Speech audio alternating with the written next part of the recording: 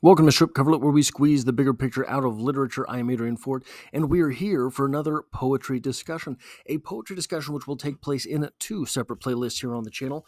Number one, this will be the 30th video in the poetry poem by poem read along for Sylvia Plath. I guess it's not a read along as much as an analysis along.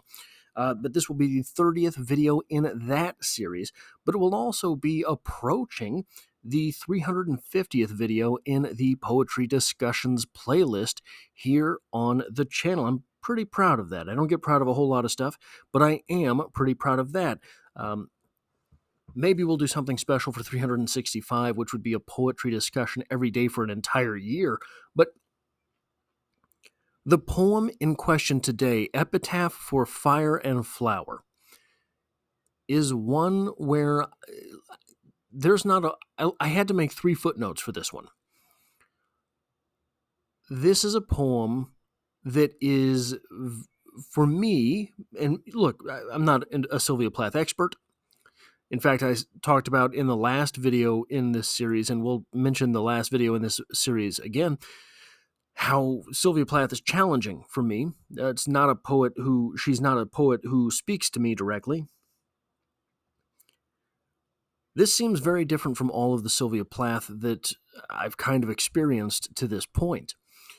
And many times in this series, I have referenced other people if there was other criticism to find. I didn't for this one because I think there are enough talking points from a second read that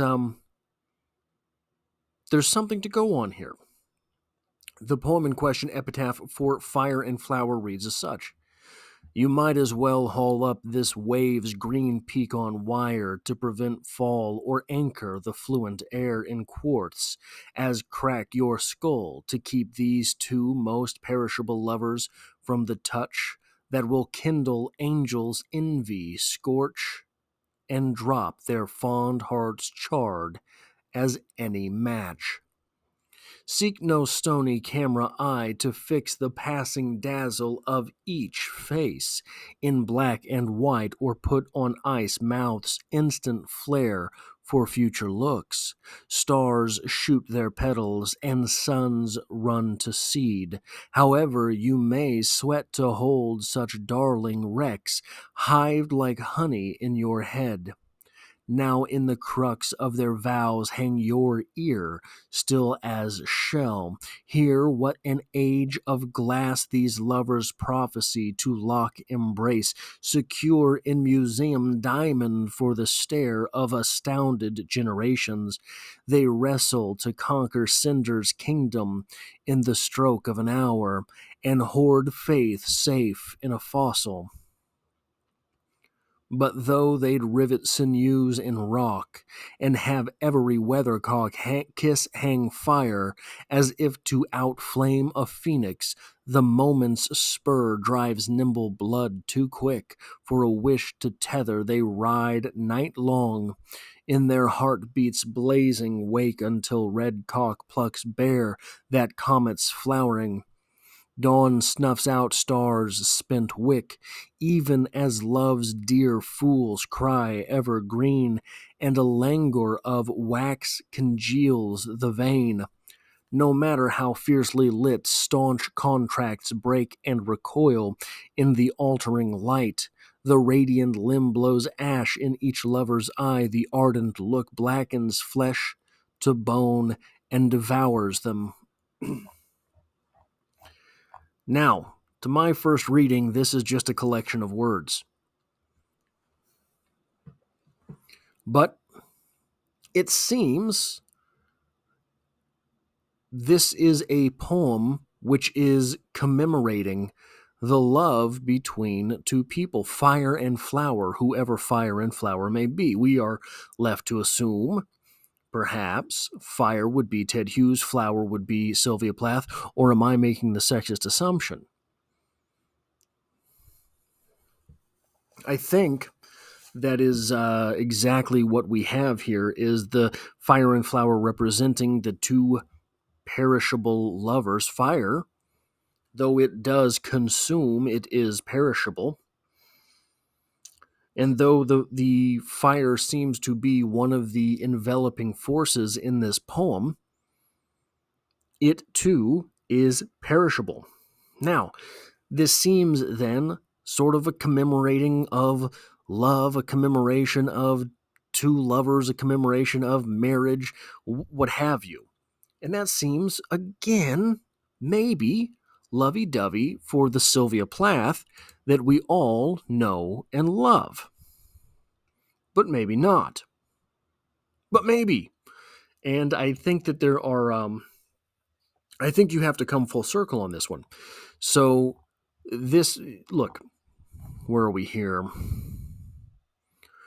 These two most perishable. You may as well crack your skull as keep these two perishable lovers from the touch. Very lovey-dovey. Now in the crux of their vows, hang your ear. Very lovey-dovey. We have all of these things that are. It's almost.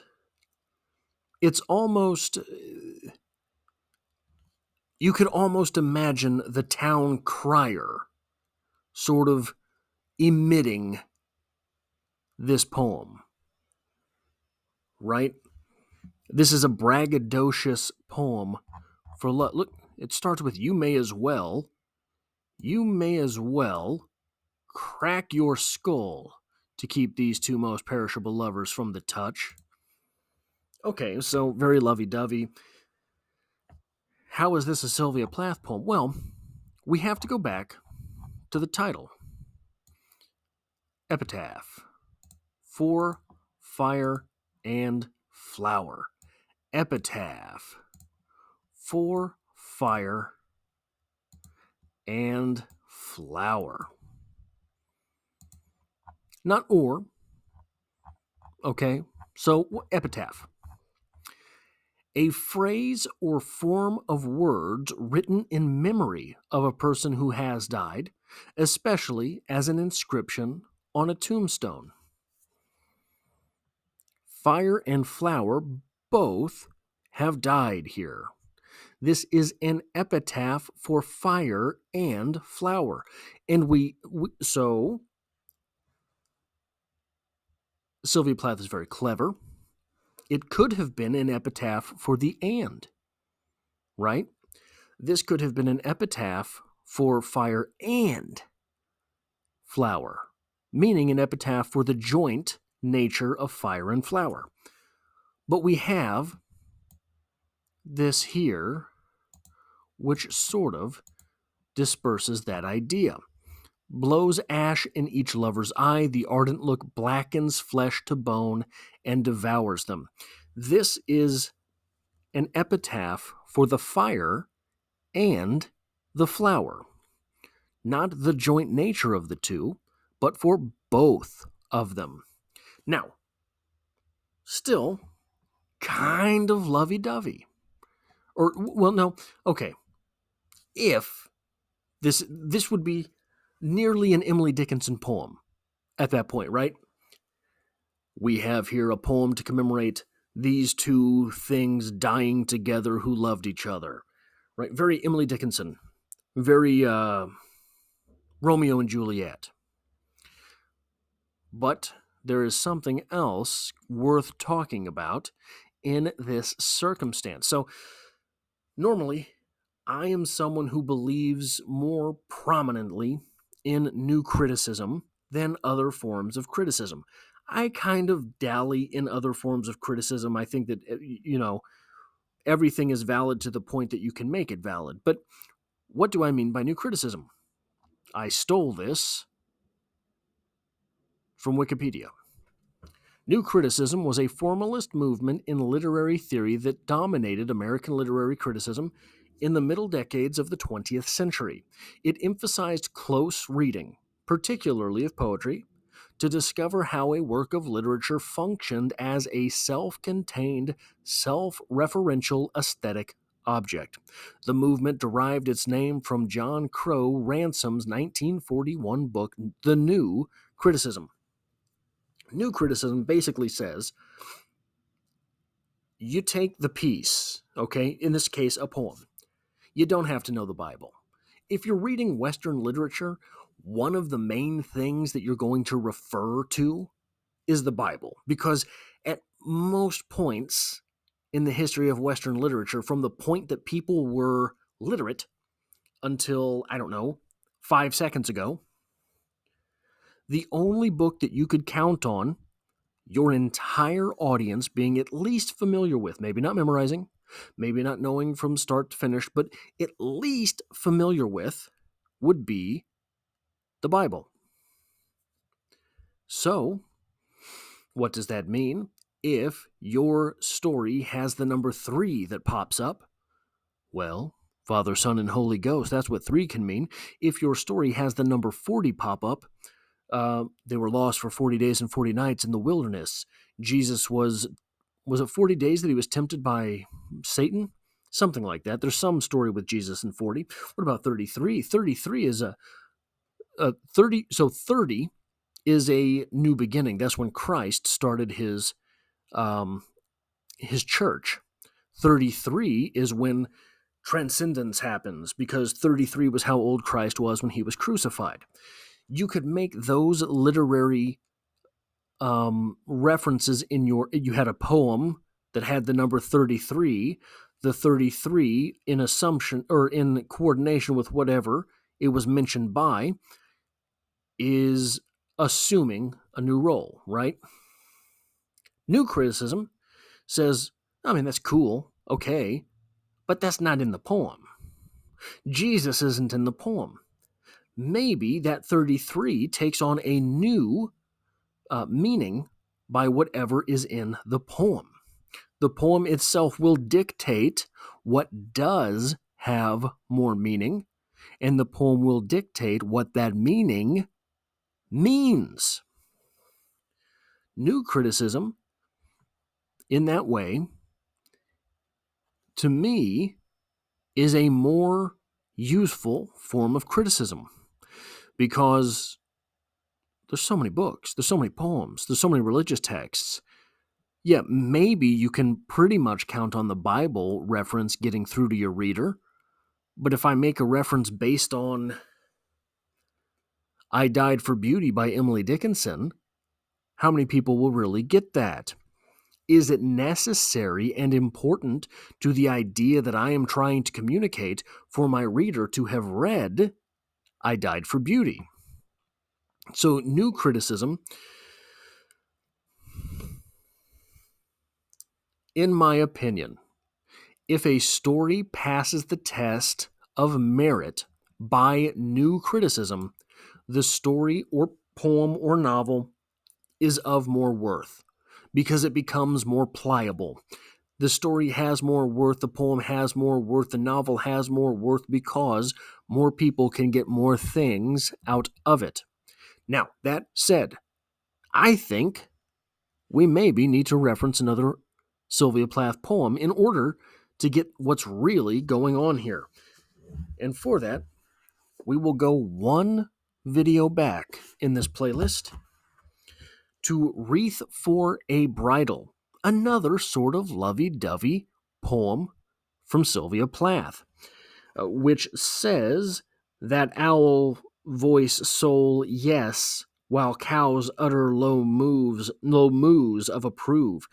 We have a wedding scene in Wreath for a Bridal. Here we have an epitaph. But there's 3, so epitaph for what? Right? Is that does that make this a sad poem, that it is an epitaph that fire and flower have died? Maybe.